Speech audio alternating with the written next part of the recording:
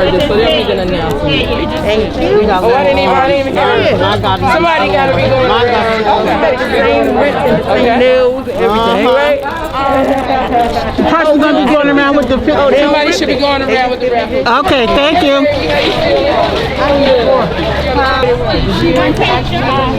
Oh, okay. 3 for 5. Hey, baby, how you feeling? 10 for. I don't know. Ruby Lynn? We're from Pink Hills, North Jersey. We fundraise, and all the money we raise helps families in need. And we go and do house calls and just show support and show people they're loved when they're battling cancer.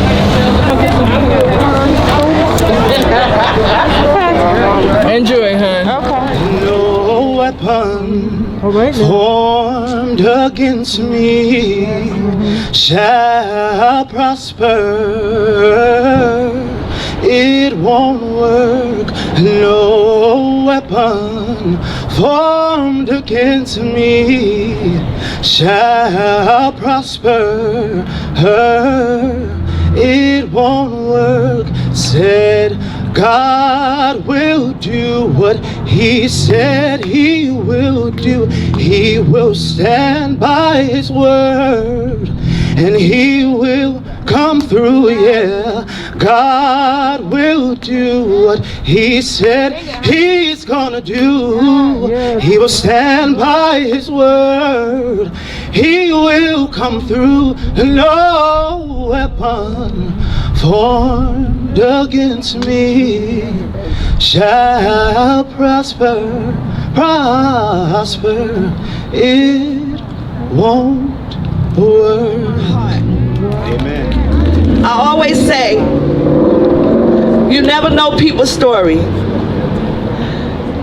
Everybody has a story, but everybody can't tell your story. I just want everyone to stay encouraged, to know that I am a voice for you. If you need me, inbox me, call me. Whatever I can do.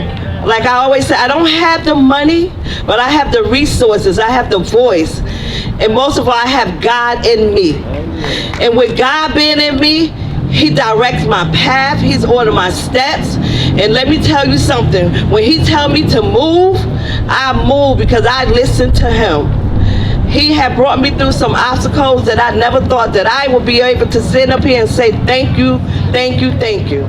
So I just want every time, what I want to say to the two ladies here, every time you share your story, you're helping someone. A lot of people don't like to share their story, but the more you share your story, there's somebody that has grabbed something that you said and it's going to stay with them. The more you tell your story, I won't tell you, the easier it'll be for you, because you're going to get emotional. 9 times out of 10.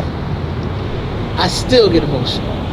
When I hear other stories, I still get emotional, because it's a deadly disease that we don't have a choice on whether we want to say we want cancer or we don't.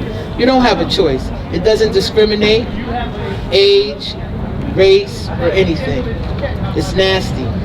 But like you said, you got to pull yourself together and do what you have to do. to all my loved ones, to my children, to my entire family, I would like for you all to stand up. Okay, family came through. This is my support system. I thank God today and every day, because without my family members, without God first of all, and my family, I would not have made it through this far. To my son Harrison, to Keisha, to Shalea, to Rashida, to my sisters, to my sister-in-law, and to my brother Mark. Without God, I can't move at all. In the beginning of my journey, I never thought I would be one of the cancer survivors. But then I had to take a look at my own oneself, like lady in the mirror, and say, why not me? There's so many people I've met in this little time that has been suffering with all types of cancer. It's hard to express what I'm feeling. It started back in January. I'm a person that suffers from the flu each and every year. I can't take the flu shot because of the products within it. But my son has always brought me through the flu crisis. The beginning of January, I caught the flu again, and each year it's a different type for me. And when he tried to medicate me with all the herbs and the juices to clear up the flu, it wasn't working anymore. So one day I was feeling really, really bad in my room, and I'm like, something's wrong. So I went to the doctor. The doctors diagnosed me with the flu and the bronchitis, gave me medication, antibiotics for a week. It wasn't working. I went back to my doctor and explained to him I'm not feeling any better, and they told me, oh, well, now you have walking pneumonia, so I'm going to send you for a test. I went through St. Joe's Hospital for a test to find out that I had cancer. So I've never been a type to like doctors, nurses, hospitals, or any of that. So I just looked at them like they were crazy. I said, well, I don't have no walking pneumonia. Long story short, I'm not getting no better. So the next thing, I'm admitted to St. Joe's Hospital again because my health is declining now. So I go back and they took an x-ray of my chest. When they took that x-ray, they told me, Miss Holmes, I'm sorry to tell you, but you have lung cancer. So my first thought was, all right, so you saying I got lung cancer, but I don't believe I have lung cancer. So my doctor, which is Dr. Zaman, said, Miss Holmes, you have lung cancer and it's stage 4. And he said it's very, very ugly. So being the non-listener that I am, because I've been hard-headed all my life, I didn't want to accept it. But then I learned that I had to get with acceptance and open up my life. As I said, if it wasn't for my children, my grandchildren, my great-grandchildren, and all my loved ones in my family, I would not be standing here talking to you right now. And the strength of God has brought me through in such little time.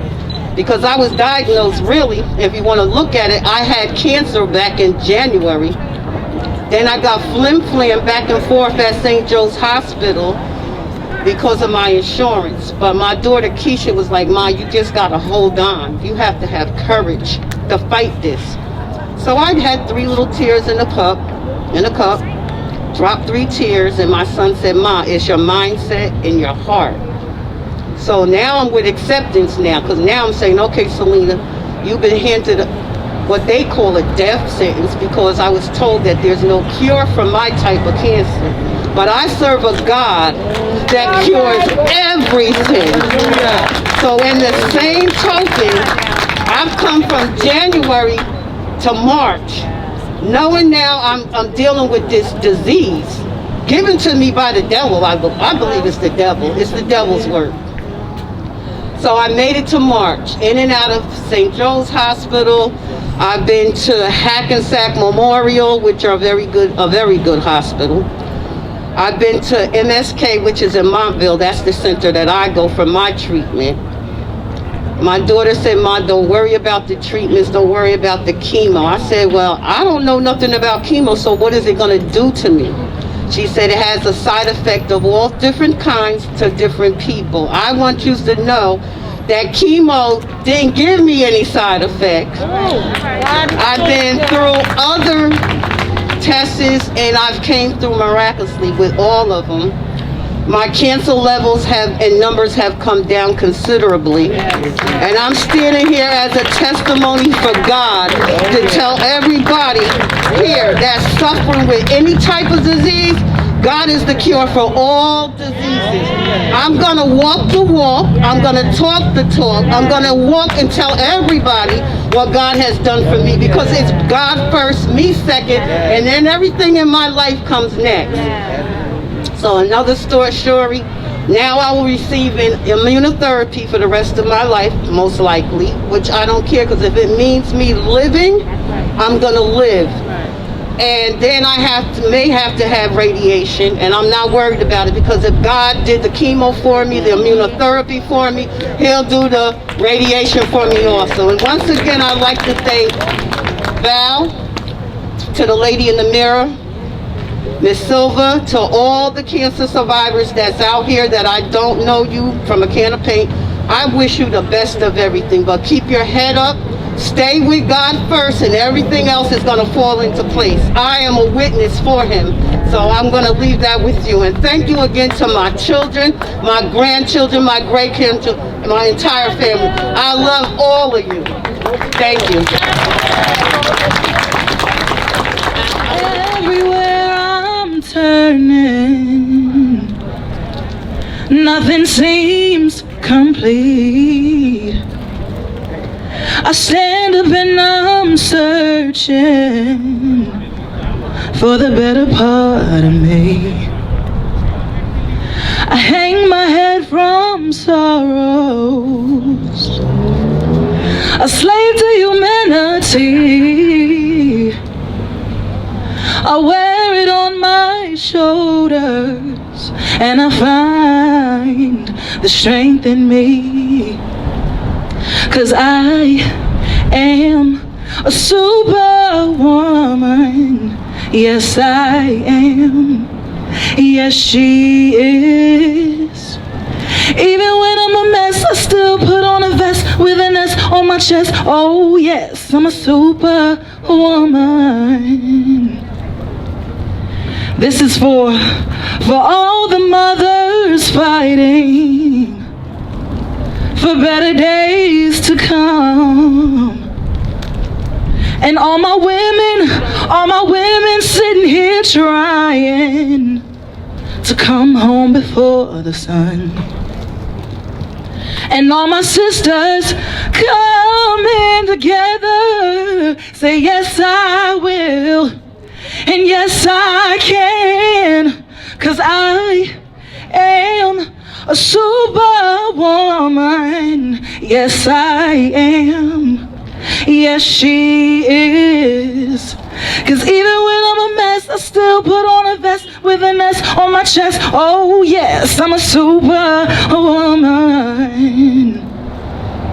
When I'm breaking down and I can't be found, I start to get weak. 'Cause no one knows me underneath these clothes, but I can fly. We can fly, oh, 'cause I am a superwoman. Yes, I am. Yes, she is. 'Cause even when I'm a mess, I still put on a vest with an S on my chest. Oh yes, I'm a superwoman. Thank you. Yeah.